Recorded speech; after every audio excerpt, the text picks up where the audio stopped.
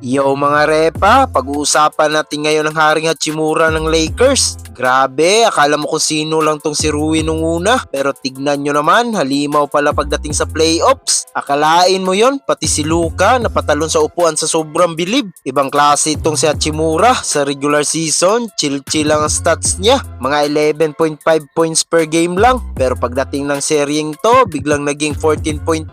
Tumaas din ang shooting niya sa 3 points, halos 55% na. Ito yung sinasabi nilang playoff riser, yung mga player na hindi mo masyadong napapansin sa simula, pero kapag crucial na ang laban, doon lumalabas ang tunay na bangis. Hindi ko talaga gets bakit daming hater nito sa Lakers fans dati, ang laki ng ambang nito sa court. Ito ang pinakamatindi mga repa, panoorin nyo tong clip na to. Kita nyo yon, pati si Luka at si Bronny James sa bench, hindi napigilan ng reaction. Napatalon si Luka sa gulat at bilib nung makita ang laro ni Rui. Isipin mo, yung isang Luka Doncic na ang dami ng nakitang highlight, napawaw pa rin kay Hachimura. Ibang kamandag ng hapon na to, built for the big moments talaga. At huwag nyo rin maliitin ang depensa niyan, sabi ng iba, offensive lang daw ang dala ni Rui. Pero sa video na to, kitang kita na kaya niyang bantayan ang positions 1 to 5. At kahit anong tulak sa kanya, gaya nung ginawa ni Thompson, tignan nyo si Rui, parang walang pakialam. Unfaced kung tawagin, poker face lang, pero ang laro, laging seryoso. Wala siyang paki sa ingay, basta ang goal niya,